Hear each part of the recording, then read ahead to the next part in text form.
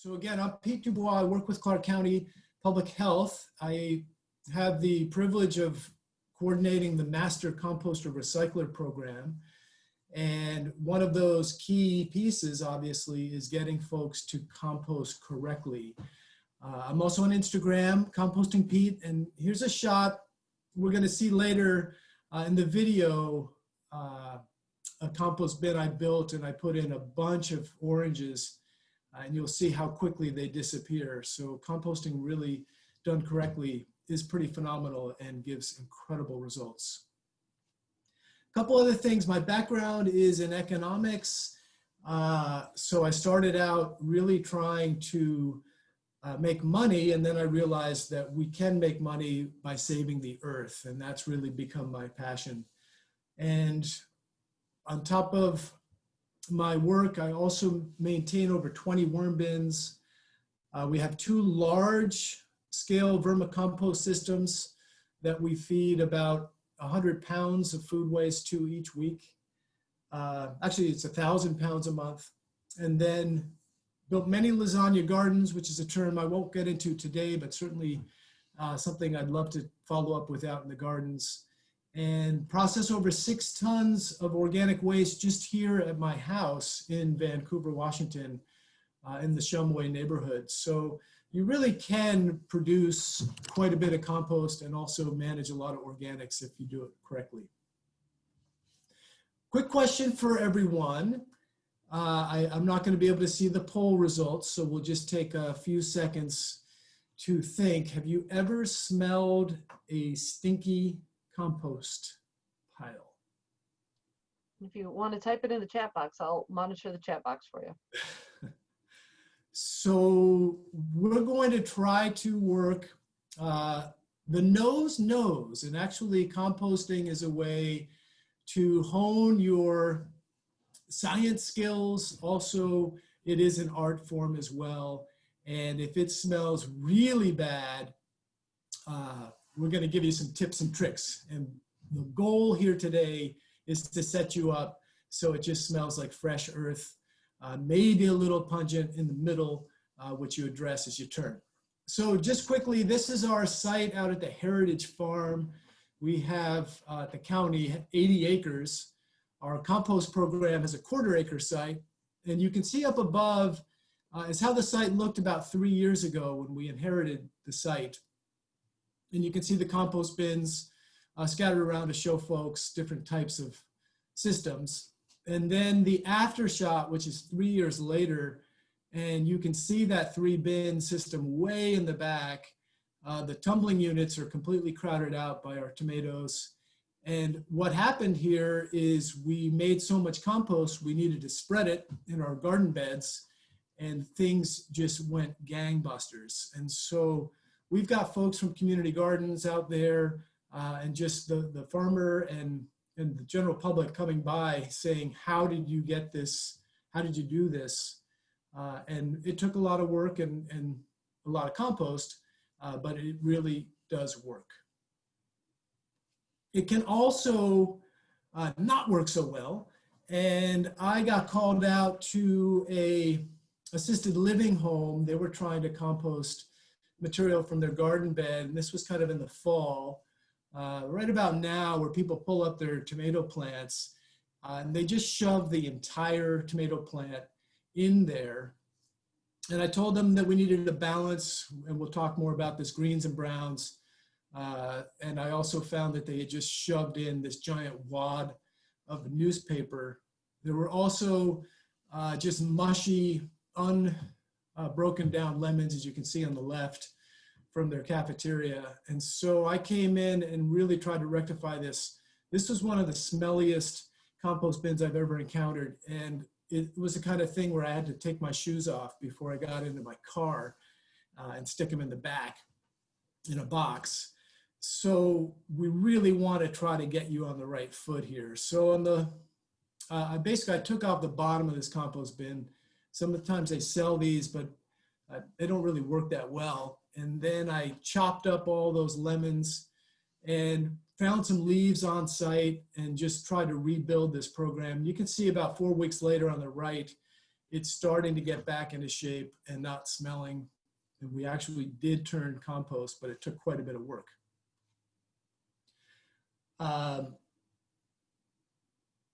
We're going to talk about how that was done. And with the master composters, we refer to it as the SMART method.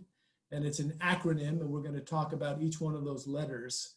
But another way, if you're a cook, to think about composting, it's kind of like making muffins. And if you've ever made muffins, you know that you have a bowl full of dry ingredients, which might be your sugar and your baking powder, your flour. And then you're going to have a bowl of wet ingredients, which would be your milk or your eggs, melted butter. And then you mix those together in a certain way. You don't overstir it because it can become rubbery. If you're going to add some kind of blueberries, you fold those in. And so we're going to be doing similar type work. You know, it's an art form, just like cooking, but you also do need to follow a recipe in general, and you can certainly go off recipe once you know how to cook. It's also similar to lasagna. There's a lasagna gardening, but just in general, we're talking about layering, and we'll get into that as well. Okay, so our learning objectives today are to give you the proper techniques for composting, how to use that compost, speeding up the process so you can make more compost, and then how to store and manage it and be effective with it. Because to make compost, you're actually going to need feedstocks and inputs. And so some of those things you may need to store and manage. There are two types of compost styles, and we're going to talk about both. Neither is incorrect. They are, compost is going to happen just like in nature. Nature's way is decay. So we are really just talking about speed, efficiency, effort that we're going to want to put into it, and management. So this is a style called active composting, where you fill up your bin all at one time. The other, which we'll talk about as well, is passive. Active composting is also known as hot composting or batch composting. So if we think about that muffin analogy, we're making a full tray or a couple trays of muffins all at one time. And if you were doing passive composting or cold composting, some people call it lazy composting or dump and run, that might be making, you know, one muffin at a time. And so you're really not going to be getting as much. Either way works though. So in this bin, you can start to see the layering. And if you take a look in here, it's quite colorful. We've got some brown, kind of light browns. That's from a kind of a mushroom sawdust mix. And then there's some dark brown, which is coffee. And the white is shredded paper, actually from the Battleground School District. There's some food scraps in there and just a whole lot of organic material, things that were once alive that are no longer, but we are going to bring them back to life, which we'll talk about. Here we are 1 week later, and you can see how this bin is already being activated. It's dropped by about a third, and it's a little harder to see those layers and those colors. It's starting to just become more of a homogeneous color. And when we get to 3 weeks later, you can't tell the colors at all. It's actually brown and it's turning into soil. And so we are soil makers when we are making compost. We're actually manufacturing a product from waste, and that product can then be used to help our gardens grow. And then 7 weeks later, we're actually ready to harvest this material. In our wheelbarrows, we got about 3 wheelbarrows out of that bin, and it's not quite fully broken down. You can kind of see still some chunks. So we're going to spread that as a mulch, kind of a thin mulch on our garden beds, and then let the soil organisms break that down over the fall and the winter. So when the spring comes around, that soil is all ready to be planted and release its nutrients. So quick question, and I don't mean to be flippant, but the question is, what is compost? And I have been learning that there are more and more layers to understanding compost. It's clearly a dark, crumbly brown material that should smell like the earth. You don't want it to smell in a way that your neighbors are going to run away or call you in. It's also, though, something that you might not know. It's like a sponge or glue. It actually has characteristics, and from a scientific standpoint, it has particles that actually attract and hold onto water, so you don't need to water as much. We have a chard patch that's been producing all year long. You can see how hot and dry it is out there. We never water that. It grows as a weed because it's got this nurturing, nutritious soil and these water particles. That sponge, that glue, can also hold the nutrients that we need, that our gardens need and plants need to grow. And then finally, if you were a soil scientist, which I'm not, it's a long, very difficult chain of carbon molecules where basically everything that can be eaten away has been stripped away, and what you're left with is this very complex material that can no longer be decomposed by our decomposers, the fungi, bacteria, invertebrates, protozoa, nematodes, all of those critters. They've basically stripped away and eaten and decomposed everything. And what you're left with is the same material that you would find at a forest floor, which is called humus. And if you've taught that word, maybe you know the kids like to call it hummus, which I always find is funny. So the other thing that compost is it's food. You're actually feeding organisms that live in the soil where you're placing this. And so we certainly want our gardens to be alive. And by putting this material as a mulch, we're actually putting down materials that those soil organisms can eat.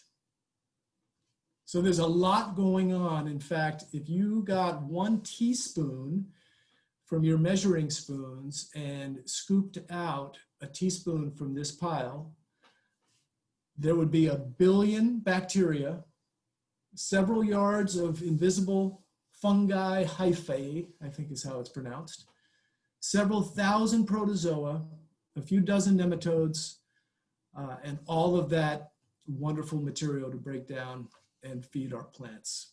So it truly is living material. And I like to kind of think of myself as a modern day alchemist, where I'm taking materials and turning them into something new, or even better, Rapunzel, spinning straw to gold. So if you give me food waste, I can turn it into this wonderful living soil.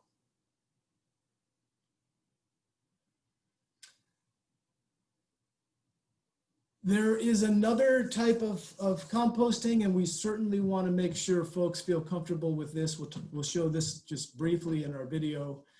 I like to refer to it as the dump and run, where you have just a small container, possibly by your kitchen counter, and you're just collecting your food from your family.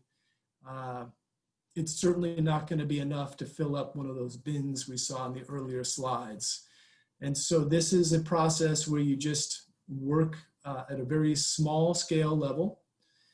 We like to always have that wet material that you're putting out there from your fruits and vegetables and coffee grounds and eggshells, tea bags. You always cover it with a brown material. And again, this is where you're really only going to get 1 muffin.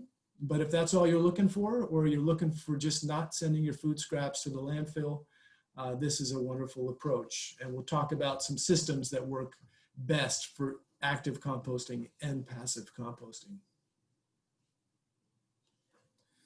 Okay, this is just our very simplified technique. Again, this is not rocket science, but little experience and following these basic guidelines and principles will go a long way in getting you this wonderful compost material for your gardens, which will thrive when you put this down. The SMART method, an acronym, stands for size, moisture, aeration, ratio, and tools. And we'll go through quickly each one of these, but if you have questions, again, you can type those in. I'll answer them as we go through or at the end. Size is one of the most important pieces. There's clearly the size of the compost bin, and that is important. If the bin is too huge, it's going to be very difficult to get in there and move it around unless you've got some kind of scoop tractor or something, and maybe your school has that, which would be a different option. But if it's just you and some tools, you're probably going to want to use one of the regular compost bins, and we'll show you those. But here we're really talking about the size of the material that's going into your bin. We have our decomposers, and they are secreting enzymes. And if you think about just our own human body, if we were to take, let's say, a small apple and just put it into our mouth whole, it would be very difficult to actually eat that without chewing it. So when we chew it, we break it down into smaller pieces, and then we secrete saliva, which is an enzyme, and that is what further breaks down that material so it can go through our whole system and the nutrients are absorbed by our body. And then you guys know the rest of the story. So we like to think of clip, chop, chip, tear, rip. If you have big stocky things, I like to just get out my pruning shears, and very quickly you can cut those into 2 to 4 inch pieces.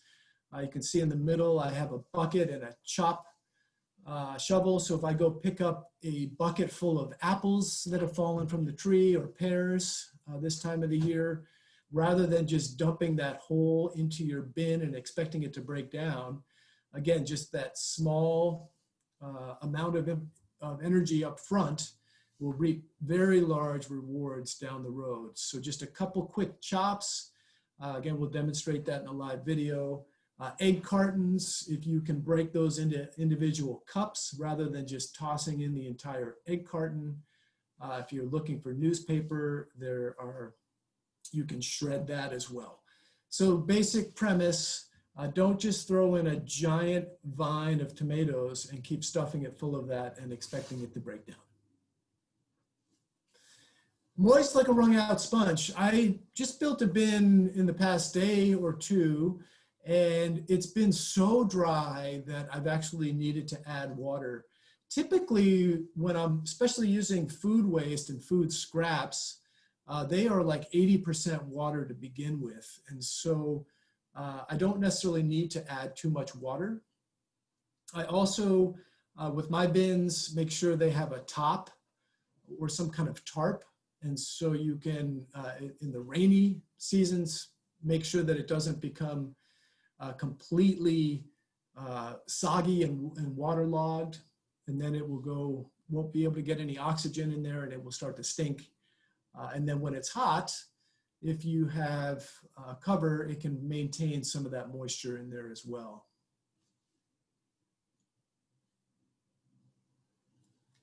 This is a big one, and certainly want to answer any questions that might come up here. Often people think with active composting, it is a lot of work. And when we show the video again, I'll show you how I can turn a compost bin in 5 minutes. It's actually great to get outdoors, as you know. It's good exercise. You're getting vitamin D. And it's also a really great opportunity to see what's happening with your bin and how the breaking down is going. I typically will cook my compost for about 8 weeks. And during that time, I'll turn it 2 to 3 times total. Mostly I'm letting the decomposers do the work. You certainly can turn it as much as you want, but there are trade-offs. And so one thing that we will show you in the tools section is a thermometer that we like to use that really shows you how the process is going in your bin so you can maximize again. You can also, just as this gentleman's doing, take your pitchfork or a garden fork, a tool that will show called the wing dinger, and just basically kind of turn in place as well. But again, in the video, we'll show you how we actually do turn our bins.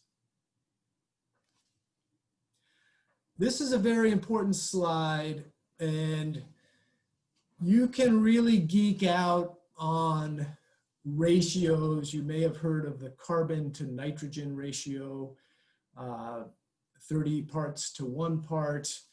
But really what we teach is just put in a part brown and a part green. And we're talking browns and greens, and we'll show you examples of those. But what we're really talking about are browns, which are dry materials, and greens, which are wet, moist materials. So I was just actually out cutting some of my chamomile and some other herbs that have gone, they look green, but I can tell that they're pretty dry. So I know that that's going to be kind of a brown material. So you get a feel for what those are, just like you're a cook going off the recipe a little bit. So doesn't matter what you start with. In this case, we started with greens. It's a layering effect, 2 to 3 inches. Again, you might be able to go thicker. If you're using grass, that's a layer that can really turn into like almost a manure and really stink. So that's one that you probably want pretty thin. We don't recommend putting in big wet leaves. Again, anything that's going to kind of mat down your compost bin and choke out the oxygen. So you want to keep it fluffy, and you want to build it. If you're doing your full bin, or sometimes I'll just have enough to fill half a bin, even a quarter bin. And then, within a week or two, I'll try to keep filling it all the way close to the top. And as we talked about in the passive approach, you might just be doing the 2 layers at the very bottom. We like to go about 3 or 4 feet high. Again, that's for really an insulation factor, so that when the critters get active, especially in the cold months, they've got enough insulation and the bin's big enough to maintain that heat. Examples of browns. We talked about a little bit about being able to store this material. If you're going to build a compost bin, then it's really great to have some of these materials on hand. I have found shredded paper to be a good one, especially this time of the year. I stock up on leaves. I probably import, you can see those craft bags in the upper left corner. I probably bring about 30 of those into my small urban lot. And I have several different things I do with it, but also use it for brown material in my compost bins. Cardboard can be effective, not easy to tear up. Again, we have those 2 to 4 inch, that clip, chop, chip, rip slide. I will often use cardboard as a barrier at the top of my compost bin, kind of like a cover on a hot tub. And as that gets moist, it's really easy to break that down into small pieces when I need brown material, and then I put another dry layer on top. You can also just wet it in a bucket. We also have straw, which is different than hay. Straw has that seed head removed from it, which, with our smaller compost bins, we're not going to kill the weed seeds. So you want to be careful what you put in. And then newspaper, you can just shred that up if you really don't have any other sources. Egg cartons are good as well. If you've got coffee, the coffee filter would be a type of brown. So there's lots of different ways to get that material. And then greens, the easiest and most available are the upper right corner there, the fruits and vegetables, and then below that, the coffee grounds and filters. So I have a cafe that here in downtown Vancouver I work with on my own time just to keep supplying my organics. I pick up 10 5-gallon buckets a week from this one cafe, and that works out to 6 tons a year. So if you think there's 100 cafes, and there's probably more, all the Dutch brothers, if they're doing that same level, that's 600 tons of coffee grounds headed to the landfill. It's a perfect material for our community gardens, our school gardens. It's just a matter of getting that material and figuring out a way. But that is a very plentiful source. Grass, again, we recommend leaving it on the lawn if you can. It's a good natural fertilizer. A lot of the school grounds, they will do what's called grass cycling. You can certainly do your yard and garden weeds and garden waste.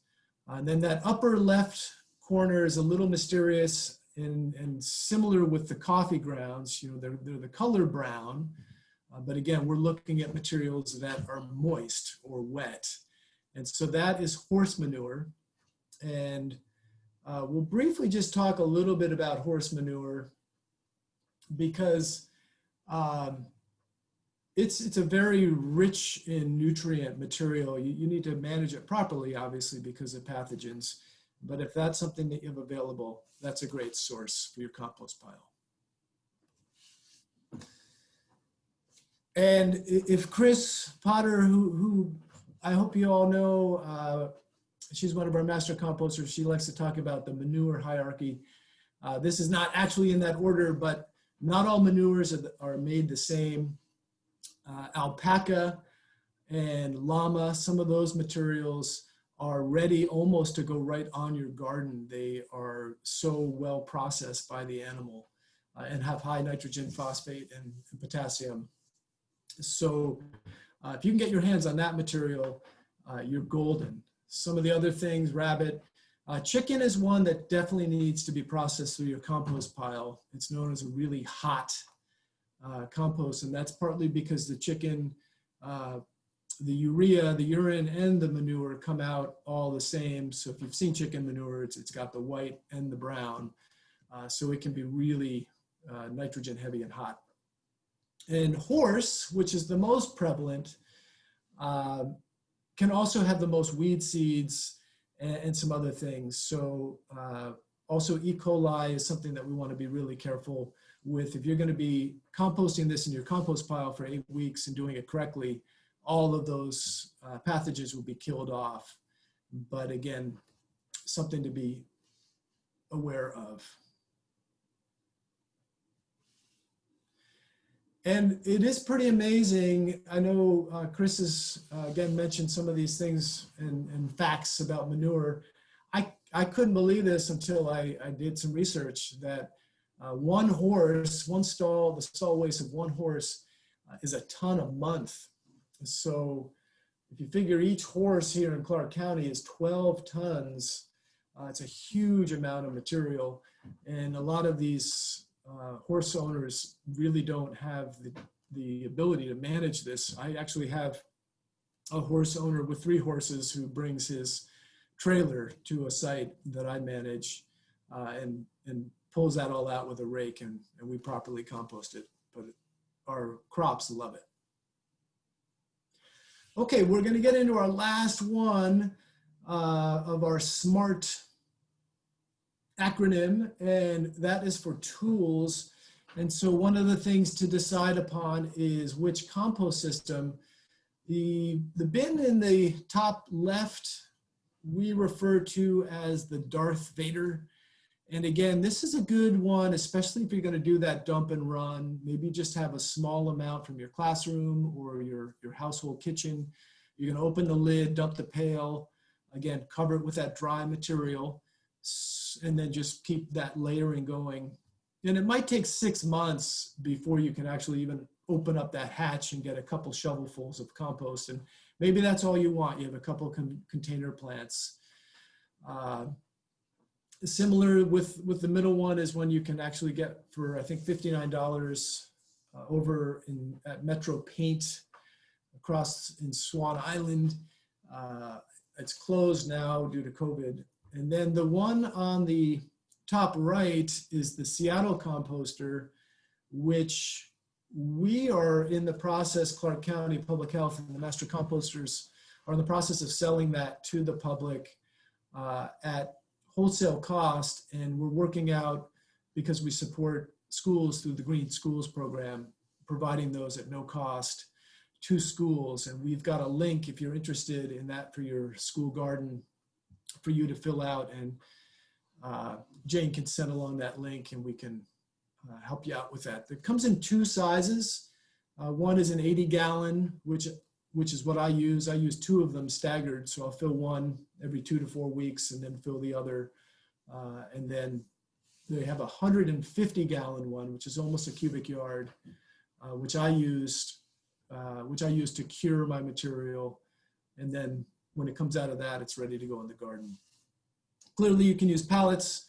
I've had pretty good success with that tumbler system. That's called the Lifetime Compost Tumbler, which is also 80 gallons. We recommend you can get wire mesh, which is also known as hardware cloth. We recommend 19 gauge if you're going to do that. And then there is a pretty cheap flimsy bin called the Geo bin, which I actually like for storing leaves, as I talked about, and just letting 100% leaves decay and break down just like they do when they fall out of the tree. This is just a shot of other types of compost systems. You can go really big, but again, you can see the tire tracks. You would need a lot of muscle power to try to turn that pile. Couple more tools. We have I like this Rio Temp thermometer. I think it's about 3 feet in length, and you just stick it right into your compost bin. What's really nice about that is you get instant read back on how things are doing, and they've got the steady and the active and the hot classifications. So that's a really great way to track how you're doing. Pitchfork, the wing dinger we talked about. If you want to screen your compost, you can use that 19 gauge hardware cloth. You build a system to sit on top of your wheelbarrow. And then the chop shovel that we talked about. Okay, we're into kind of the last little bit here. This is where we're actually turning out our compost. And so one thing that I think as schools and as garden coordinators, outdoor learning opportunities, if we really are looking to grow healthy, abundant crops, then utilizing the Seattle Composter 80-gallon bins and trying to put out, as we talked about, a whole batch of muffins is going to give you that 2 to 3 wheelbarrows, which is what you need to spread on a typical good size garden bed. And there's certainly nothing wrong with doing the dump and run passive approach if you're just looking to more manage your food scraps and maybe get a shovel full of compost here and there. As we talked about, compost is living. In 1 teaspoon, we've got 1 billion bacteria. It's also food and nutrients for our plants, and it is a miracle grow, nature's miracle grow.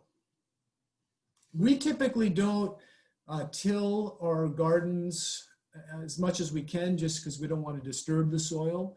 If you are building a soil from scratch, building a garden bed from scratch, and you're on kind of a hard packed soil, there could be an opportunity for kind of a one-time tilling just to get some more of that soil so your compost will infiltrate it faster. But in the gardens that we've built with compost just directly on top of the soil, like you can see being done here, we are growing incredible food and crops in pretty much 100% compost, because when you dig down, you hit that hard soil and you can just see that layer still exists. 2-inch layer of mulch and Just like when the leaves fall out of the tree, the organisms bring that material down into the soil and it all gets decomposed. The same principle will be applied here in our garden beds. Just quickly, this is a really good one. If you're with the Battleground School District, we, the Master Composters, have a partnership program with them out at Casey. We've got some giant concrete bunkers that the Battleground School District will bring truckloads, giant truckloads of leaves, and leaves that just sit for a year. They break down with mold, which is also a decomposer, and you get 100% leaf compost. And it's an amazing material, not as high in nitrogen because you don't have that living, you don't have just the nitrogen components going into it, but lots of minerals and trace minerals as those trees and the roots go out and mine the soil. That material drops in the form of the leaves, and then you can apply that. Perfect for your worm bins, broken down leaves. Also a wonderful mulch in the fall, 1 year later. You can also use it as a cover for new garden beds that you're building. You can screen it and use it in your potting mixes.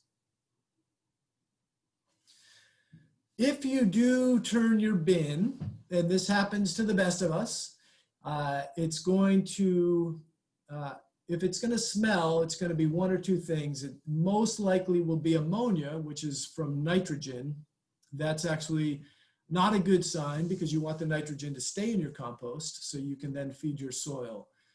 If it is smelling like that, or even worse, rotten eggs, which would be a sulfur, and that would be a process where things went putrescible, I guess, then you're going to need to stir your bin, probably put in some dry materials. It's pretty easy to actually get the feel for how to troubleshoot your bin. There might be some critters. And right now in my compost pile, if you've got an active compost pile, especially if you're putting food scraps in, when it's in these hot months, we have something on the bottom right. It's called the soldier fly larva. There can be thousands of these things. You can actually open your lid and hear them crawling. It's kind of a creepy, it's a creepy experience, but these are very good decomposers. They hatch into a harmless black fly that does not have a mouth, so it can't bite and it can't spread any germs. Basically, they live for just a few days to lay their eggs and start the process again. Those are called black soldier fly larvae. Sometimes you'll see them in worm bins as well. And then we just have some nuisance, the fruit flies, the fungus gnats, sugar ants this time of the year will get in there. So those are just some things to be aware of. One reason we like and recommend the Seattle compost bin, which I showed you, and we'll show you those in the video. They have a top and a bottom, and they're pretty good if you put the right material in for making sure that you don't have any pests. Because if you have pests and odor at a school especially, the whole program is going to shut down. Okay, so we're kind of at the end here. Just some questions. Certainly can see if anything got put in the chat. Some of the things that come up for us, people ask, what about inks from the papers, newspaper, even glues from cardboard. And in terms of the inks, those are mostly soy-based, but the real piece here are these decomposers are opportunistic. And there are bacteria that they will use, and there's fungi that they'll use to, break down contaminated soils. There are some decomposers out there that can actually break down rubber. And so they are trying to strip away this carbon and nitrogen food so they can continue to support their life. They are incredible at breaking things down. That's what they've been doing for millennia. So most of these materials, you certainly don't want to put hazardous waste in your bin, but glues, inks, all of that material is going to be broken down and used for some kind of food by these opportunistic decomposers. Compost pile is not going to catch on fire. Thankfully, we're in a really tough situation right now, and I hope we get through it quickly. But some of the large municipal piles could catch on fire. That's what you might hear about. Should you add commercial activators? There's blood meal, bone meal. Some people will sell products. Typically, we do not recommend that. You're giving a whole bunch of food really fast. They eat it and burn out, and then they're still left with a system without what they need to sustain themselves. Folks have used urine. That is something that you can use, and that's pretty much a nitrogen source. Can you plant straight into compost? And this is what we've proven at that Heritage Farm, and you saw that before and after picture in one of the first slides. We have our compost raised beds, which are pretty much 8 to 12 inches of straight compost that we've made on the site and are growing Brussels sprouts, tomatoes, kale, chard, green beans, you name it. And then will the weed seeds be killed? Not in our small bins, mostly because we don't get the temperatures we need everywhere. If you think about those bins on the outside, the temperatures are going to be pretty different than right in the hot middle. Maybe the weed seeds are killed in the hot middle of your bin, but take a lot of turning and a lot of management to do that. So, Hey, Pete. yes. We have one question from Aaron out at Ilhi. Can sawdust from untreated wood be used as a brown? Sawdust from untreated wood is a great brown. And one thing to be aware of is it's a very high carbon source. So if you're going to put that in, our typical rule of 1:1, 1 part wet material green, 1 part brown, you might go in there and see that all your wet material is gone. And so it might be like a 2:1. And again, that's just experimenting with your ingredients.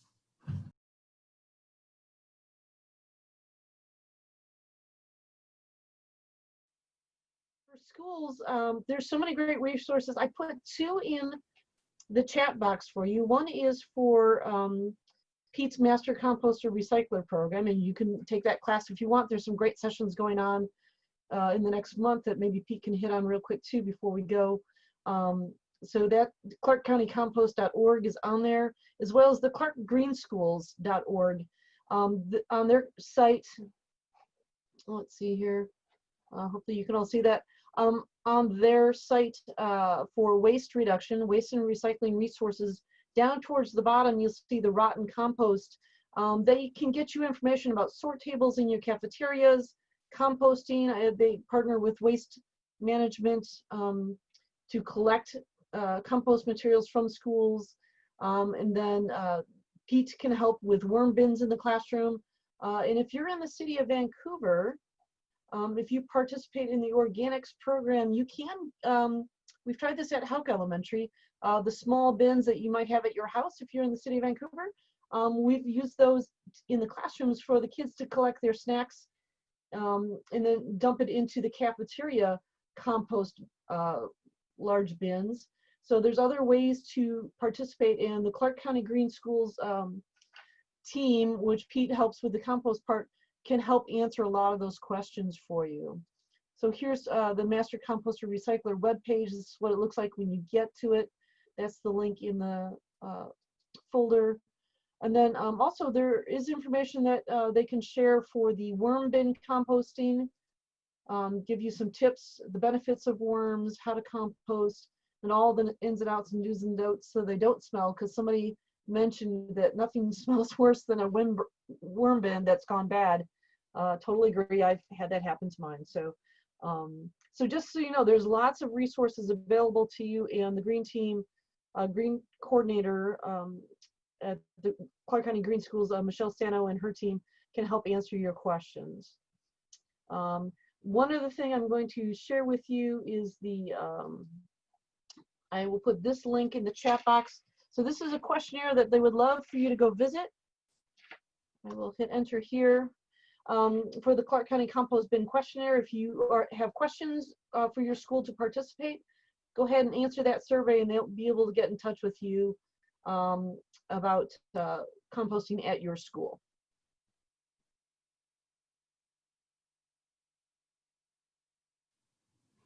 Hey, so we're going to demonstrate our first piece, which is basically just for the composters that are passively composting. As we refer to that as cold composting, or just the dump and run method.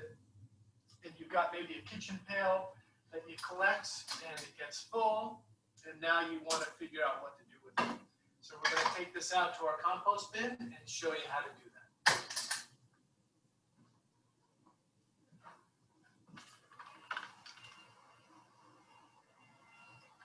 Okay, so this is the compost bin that we're going to dump our material in.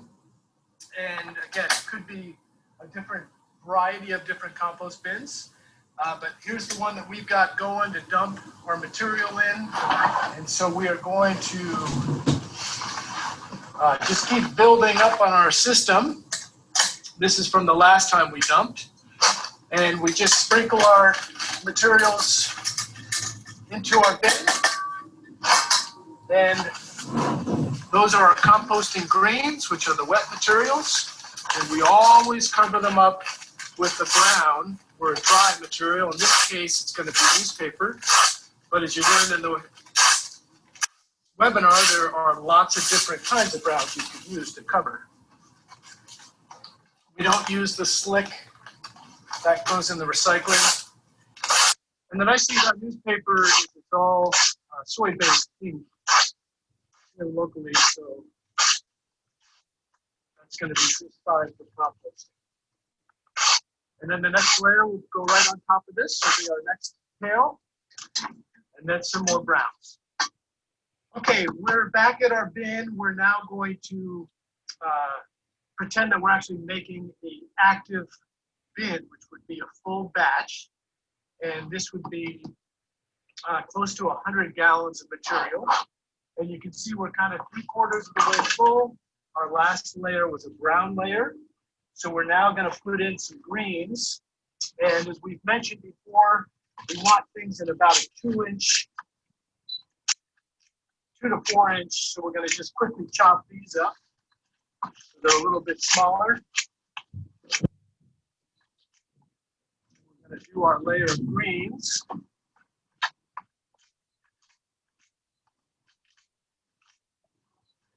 This helps the bacteria have surface area, and then they can secrete their enzymes and start breaking this all down.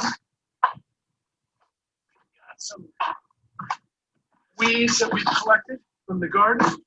And then we're going to cover that with a layer of browns. And this cardboard actually is a little bit moistened, which makes it easier to break into small 2 to 4 inch pieces. This is actually a pretty good brown source folks have available to them. You can always find more of it. You can use dried leaves. We've got a couple of those dried leaves here.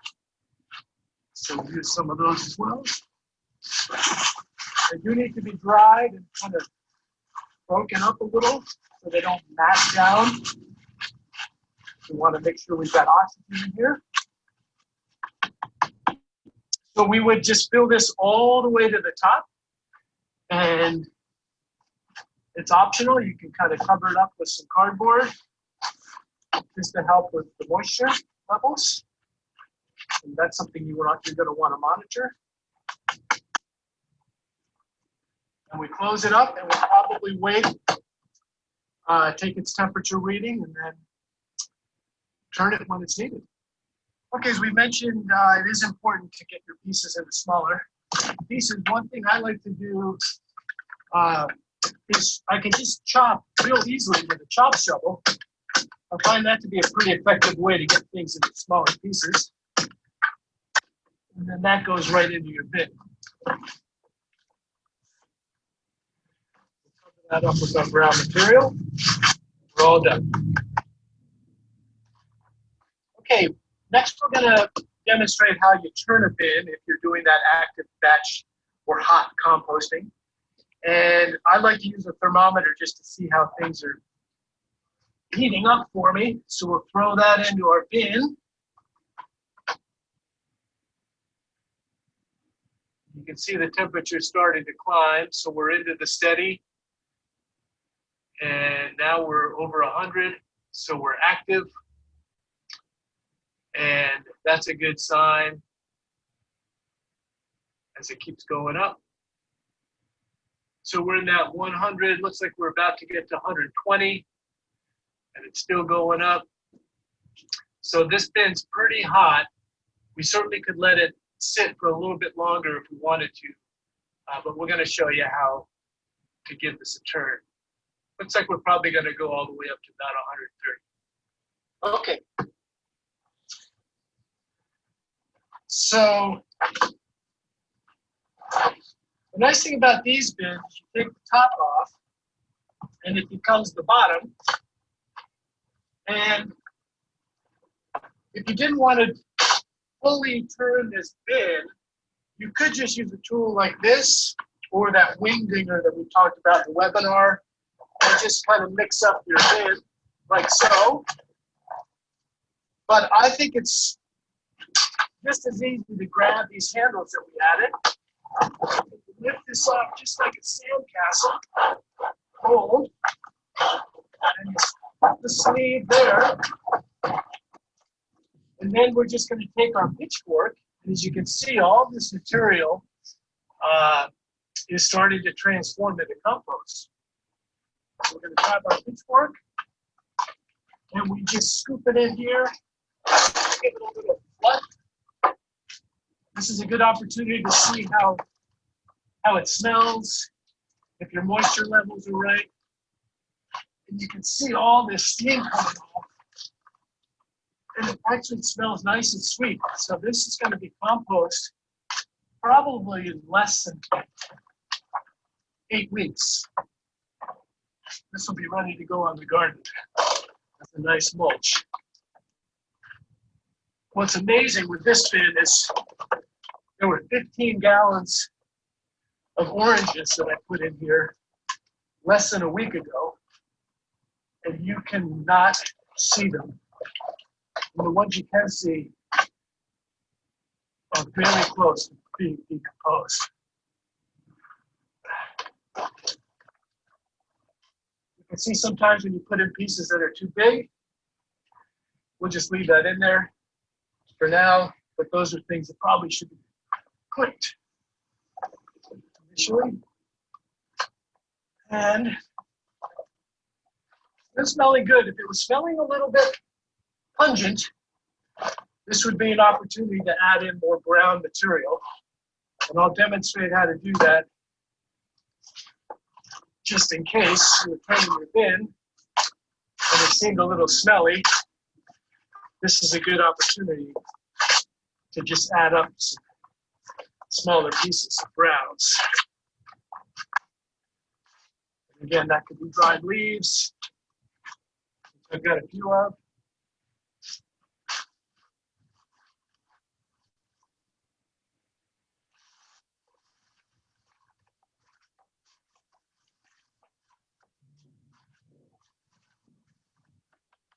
That'll take care of any of the extra moisture and smell.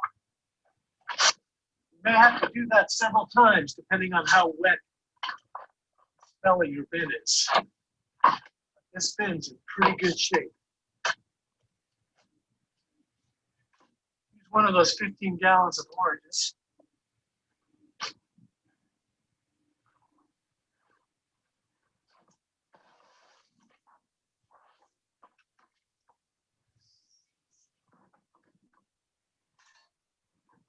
We'll take a shovel and just move in the rest of this material. It is quite amazing how you can move from identifiable materials to ones that you just are becoming soil. Brown, and crumbly, and smelling like the earth.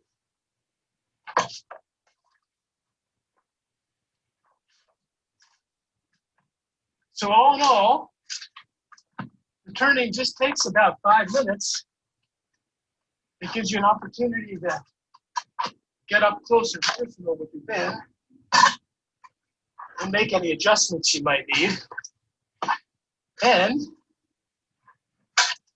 it can save you some money on going to the gym. Cover it up with our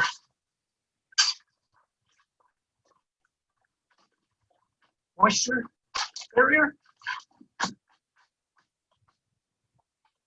And put our lid on. We're probably ready to let this sit for a good week. And it's going to be very close to compost.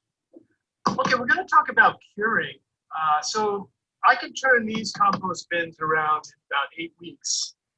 But, they're still breaking down a little bit. And I used to have just a big curing pile, but I found actually traces of rats, which we do not ever want. So I stepped up and purchased one of these giant Seattle composters, which hold about 150 gallons of material, almost a cubic yard.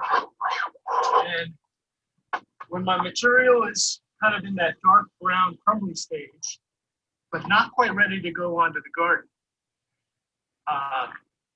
this is where I store it to let it cure. And you can see it's still cooking. So there's still decomposition going on. When this gets down to an ambient temperature, then I know the compost is stable. And once this is cured, I can mulch it right on the garden, or I can screen it and have a really fine compost potting mix putting on my garden.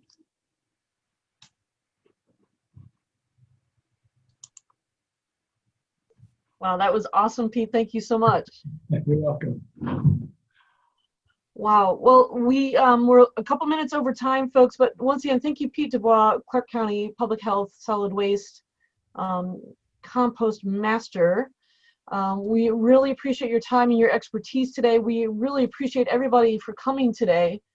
Just a reminder, this is one in a series of webinars, and this is series number 4. There's a few more coming up this fall. If you're a teacher and you have other things that you'd like to chat about in an upcoming webinar, please let us know, and we can, the next set of webinars, we can help address those ideas for you. So